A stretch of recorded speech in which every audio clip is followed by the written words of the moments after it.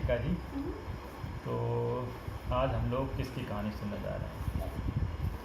हम लोग ऐसे व्यक्ति की कहानी सुनने जा रहे हैं कि वो जिस महीने में पैदा हुआ उस महीने का नाम उसके नाम के ऊपर कर दिया गया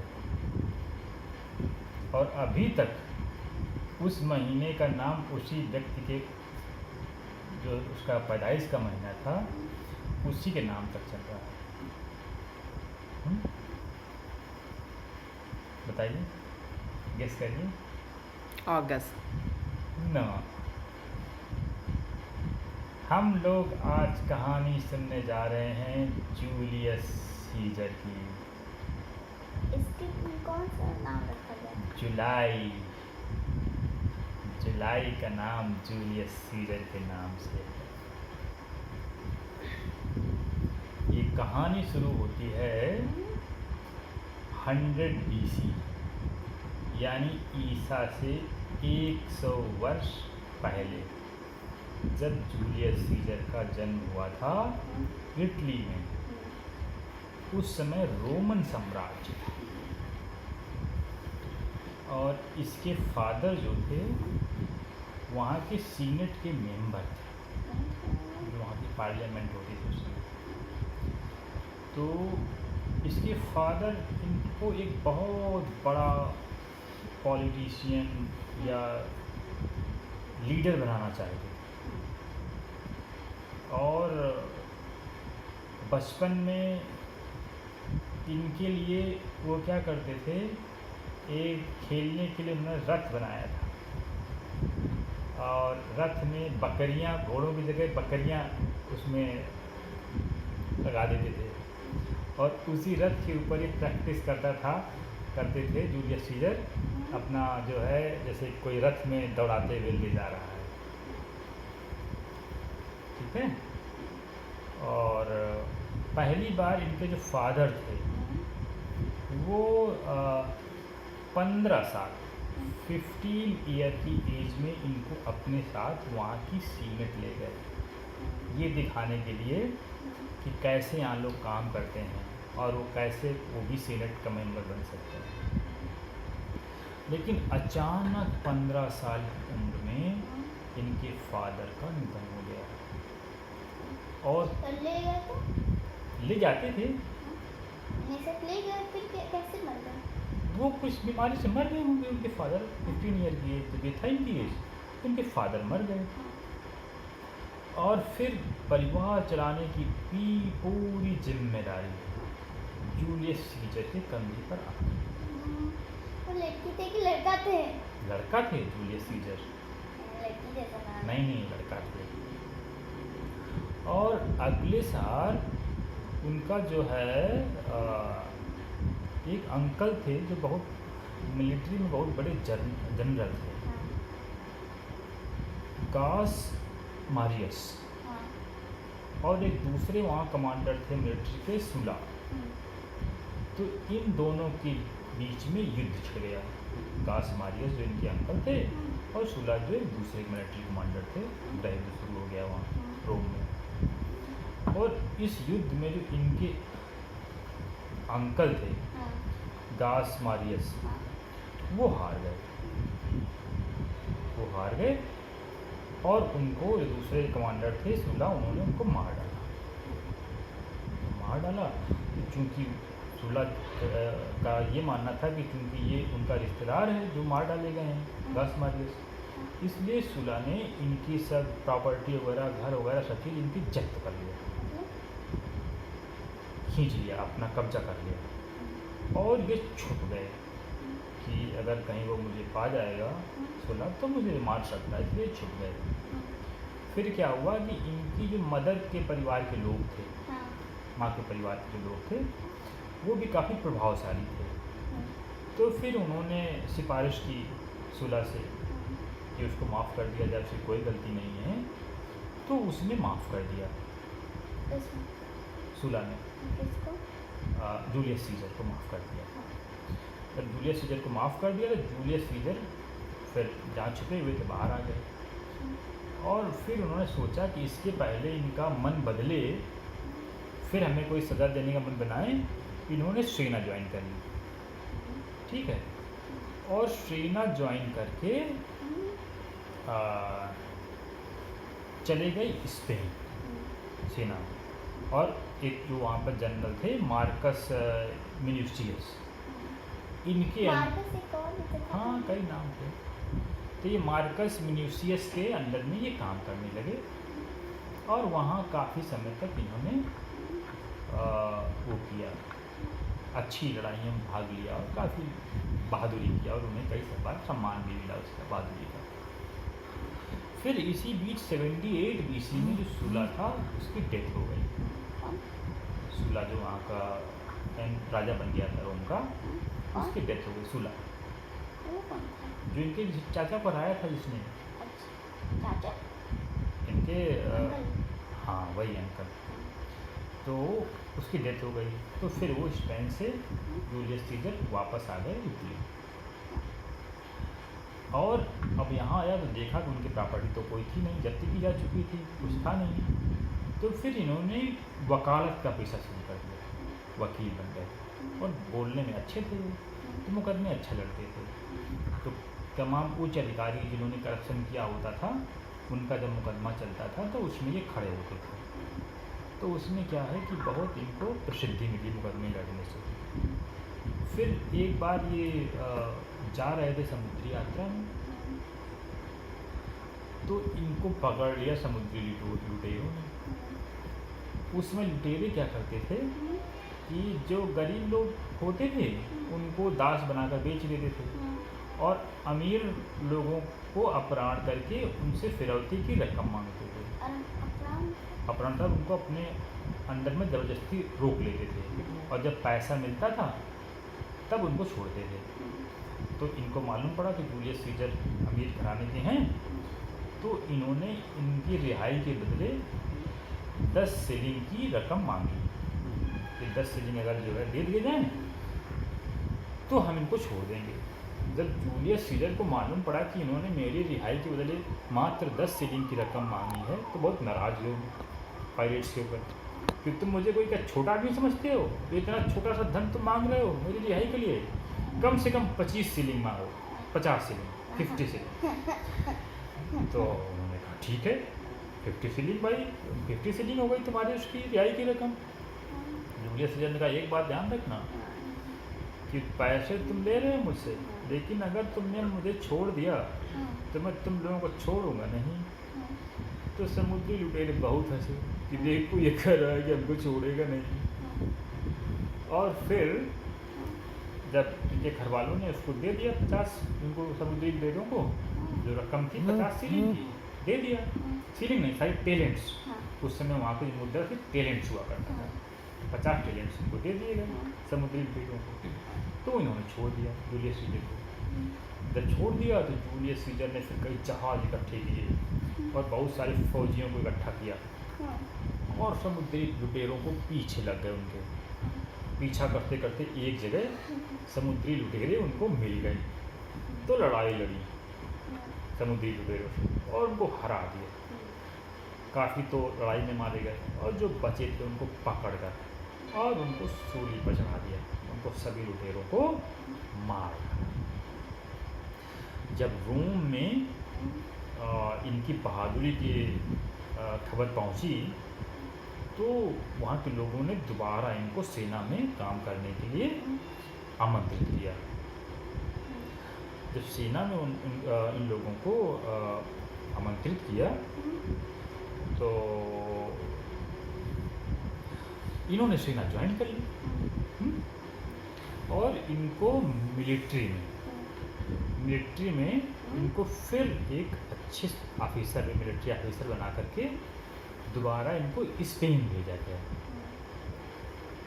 और स्पेन में जब ये थे वहाँ पर तो उन्होंने एक मूर्ति देखी अलेक्जेंडर द ग्रेट की, जो काफ़ी पुरानी हो चुकी थी। और ये मूर्ति के पास गए और रोने लगे मूर्ति के पास करके, कहने लगे अलेक्जेंडर जब 30 साल का था तो इसने तो लगभग उस समय पूरी दुनिया ही जीत डाली थी और मैं 30 साल का हो गया हूँ और मैं इनकी तुलना में कुछ भी नहीं कर पाया। तो इनको दुख और बहुत रोए, क्योंकि हमेशा ये अपनी तुलना अलेक्जेंडर द ग्रेट से करते थे और उस समय 30 साल के हो चुके थे।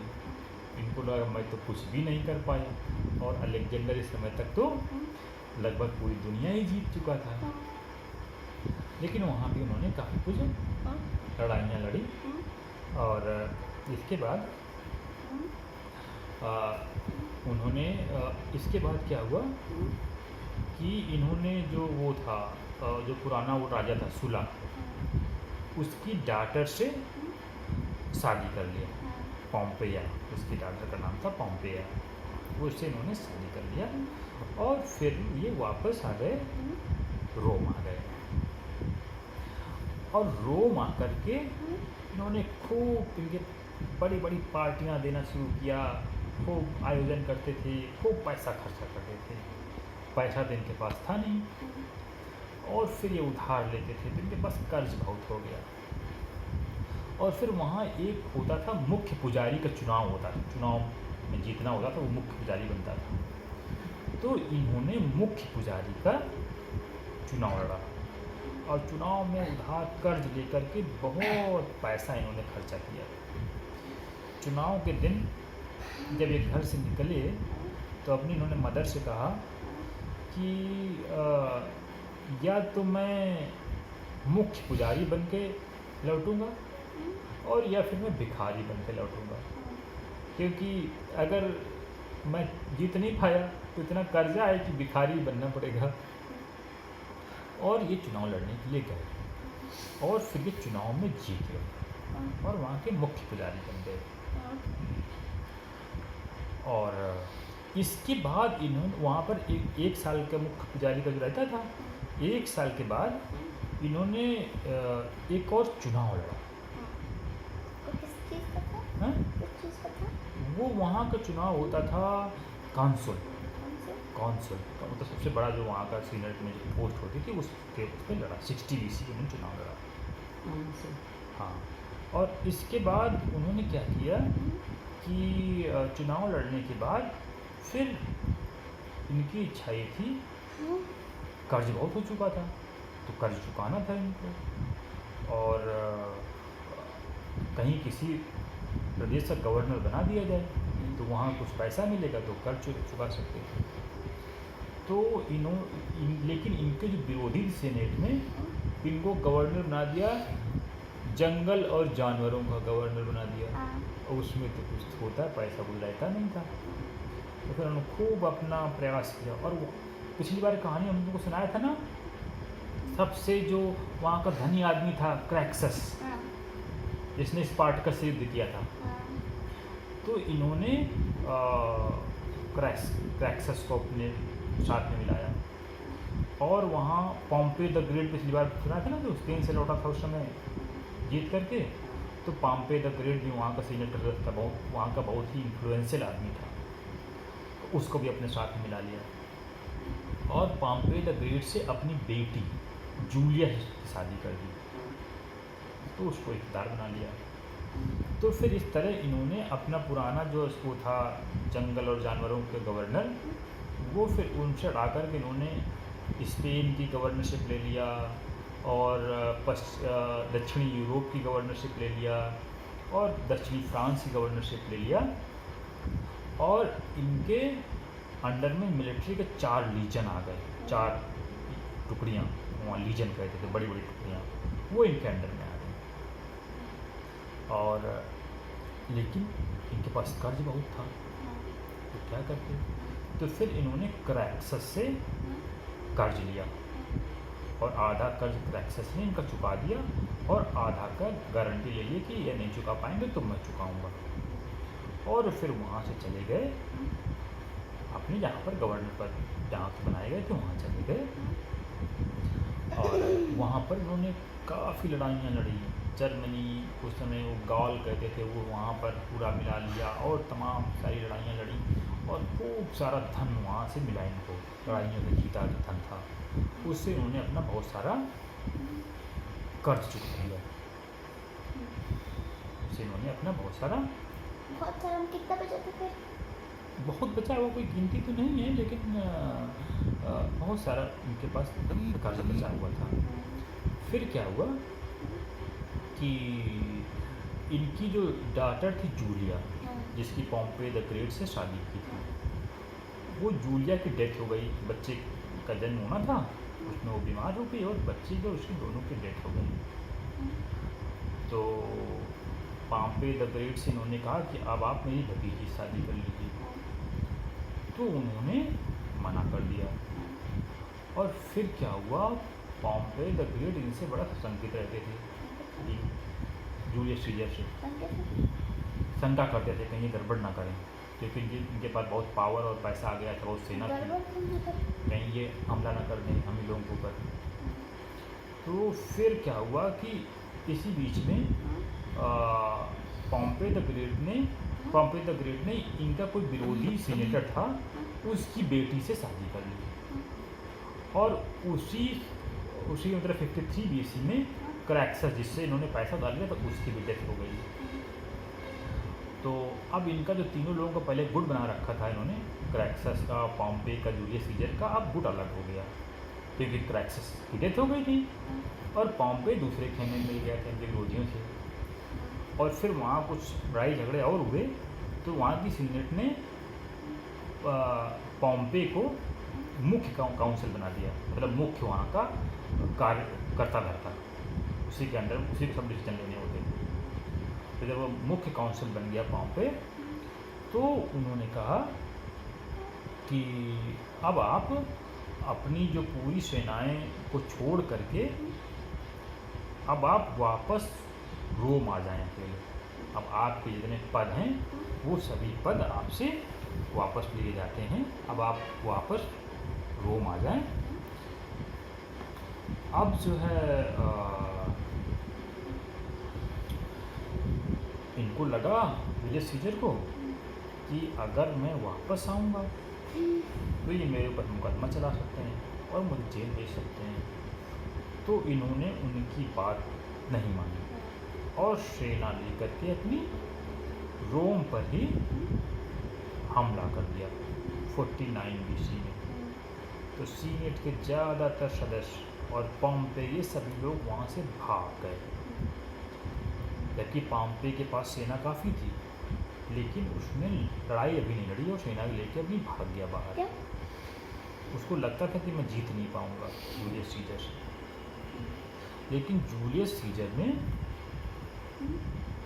पीछा नहीं छोड़ा पॉम्पे का, और पीछा करते करते ग्रीस में एक जगह युद्ध लड़ा पॉम्पे द ग्रेट से। वो भी बहुत महान सैनिक कमांडर था, लेकिन जूलियस सीजर ने पॉम्पे को हरा दिया लड़ाई में और उसके सब सैनिक मारे गए और पॉम्पे भाग निकला वहाँ से। और पॉम्पे जाकर के इजिप्ट चला गया, अलेक्जेंड्रिया। और जब इजिप्ट गया तो ये भी जूलियस सीजर उसका पीछा करते करते इजिप्ट चला गया। और लेकिन जब वहाँ गया तो इजिप्ट के जो लोग थे, इजिप्ट का जो शासक था, उसने पॉम्पे द ग्रेट की हत्या कर दी, उसके लोगों ने हत्या कर दी। और जब ये पहुँचा वहाँ पीछा करते करते पॉम्पे का, जूलियस सीजर, तो उसने उसका सिर उसको गिफ्ट किया कि देखिए हमने पॉम्पे का पहले हत्या कर दी। तो जूलियस सीजर ने बहुत नाराज़गी जाहिर की और जिन लोगों ने उसकी हत्या की थी उनको उसने सूली पर चढ़वा दिया। और वहाँ मालूम है जूलियस सीजर किससे मिला? इजिप्ट में। इजिप्ट में जूलियस सीजर मिला क्लियोपेट्रा से, वहाँ की क्वीन से। क्लियोपेट्रा वहाँ की क्वीन थी, जिस पर कुछ लोगों ने हमला कर दिया था उनके राज्य पर। क्लियोपेट्रा और जूलियस सीजर की सेना ने मिलकर उनका मुकाबला किया और उनको हरा दिया। और काफ़ी दिन जूलियस सीजर वहीं क्लियोपेट्रा के साथ में रहा और क्लियोपेट्रा इसकी लवर हो गई और वो कई बार रोम भी आई इसके यहाँ। फिर जूलियस सीजर वहाँ से वापस आ गया और अपने आप को डिक्टेटर घोषित कर दिया रोम का। मतलब अब चुनाव नहीं होगा और सीनेट निर्णय नहीं लेगी, मैं ही निर्णय लूँगा। तो पहले तो उसने अपने आप को 1 साल के लिए डिक्टेटर घोषित किया और फिर उसने अपने आप को लाइफ लॉन्ग आजीवन डिक्टेटर की, मैं ही यहाँ का शासक रहूँगा और मैं ही निर्णय ले लूँगा, और आजीवन डिक्टेटर घोषित कर दिया अपने आप को। तो ऐसा करने से क्या हुआ कि ये 48 BC की बात है। वहाँ के जितने भी सीनेट के मेंबर थे, सब जो वो अमीर लोग थे, सब बहुत नाराज़ हो गए कि अब कोई दूसरे को कुछ अधिकार ही नहीं रहेंगे, सब कुछ जूलियस सीजर ही करेंगे। तो इनके साथ उन्होंने कॉन्स्पिरेसी कर दी, षड्यंत्र किया, और एक दिन ये रखा कि सीनेट में जाके पर चर्चा होनी है किसी मुद्दे पर। तो जूलियस सीजर भी गए और वहाँ पर इनको घेर लिया सीनेट के अंदर।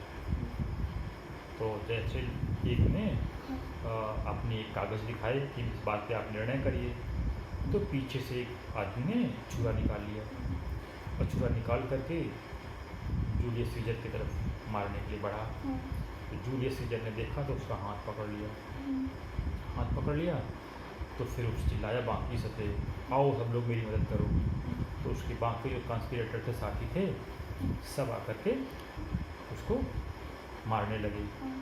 इसके पहले उसने क्या किया था कि अपना उत्तराधिकारी ऑक्टेवियस को भतीजा था, ऑक्टेवियस को अपना उत्तराधिकारी बना दिया था। अपनी विल में लिख दिया था कि मेरे मरने के बाद ऑक्टेवियस ही राजा बनेंगे। और ये भी उन्होंने कहा था अगर ऑक्टेवियस मेरे मरने से पहले मर गए तो ब्रूटस राजा बनेंगे। ठीक, ब्रूटस एक थे उनके, बहुत उनको चाहते थे ब्रूटस को भी, जूलियस सीजर।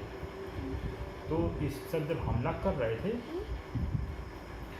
तो देखा कि ब्रूटस ने भी उनके ऊपर वार कर दिया, जूलियस सीजर के ऊपर।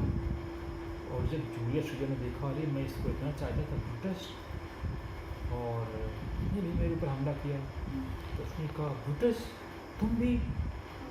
और फिर बहुत दुखी हुआ वो, और उसने अपने जो टोगा होता है उससे अपना चेहरा ढक लिया और वहीं वो फिर गिर गया और मर गया जूलियस सीजर।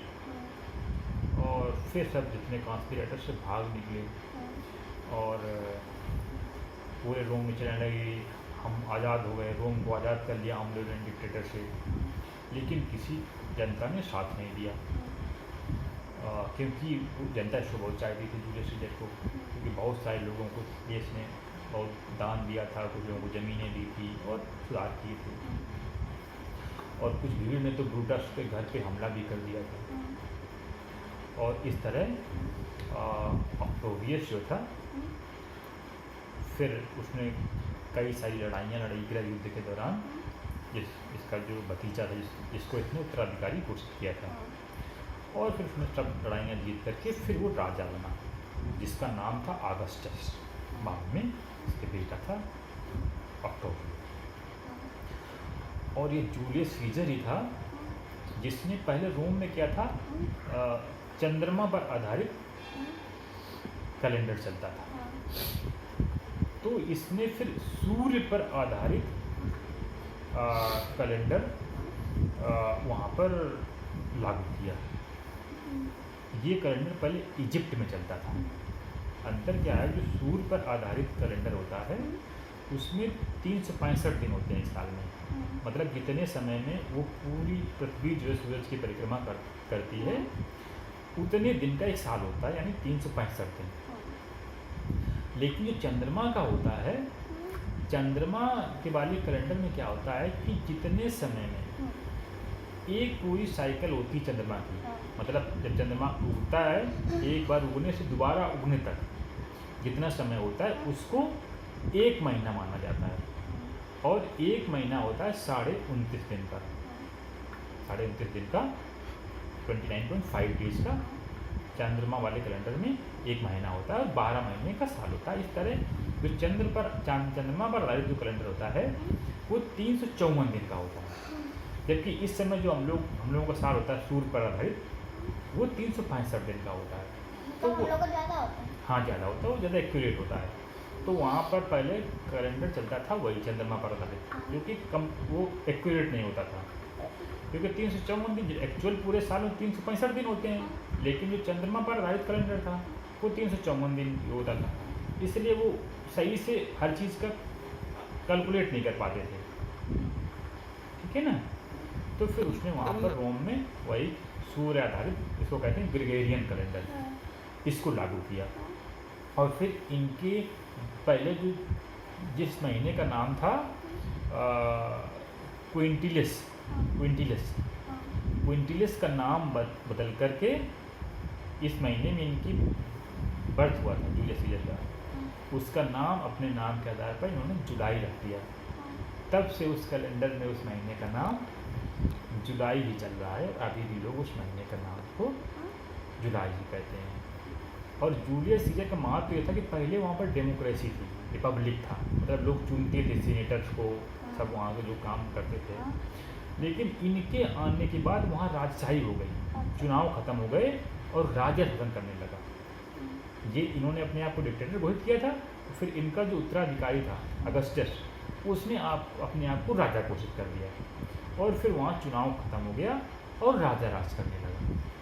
तो जूलियस सीजर का इस मानने में और महत्व है कि इन्होंने वहाँ पर जो डेमोक्रेसी को हटाकर राजशाही का शुरुआत की। महत्व क्या जाने जाते हैं उसके?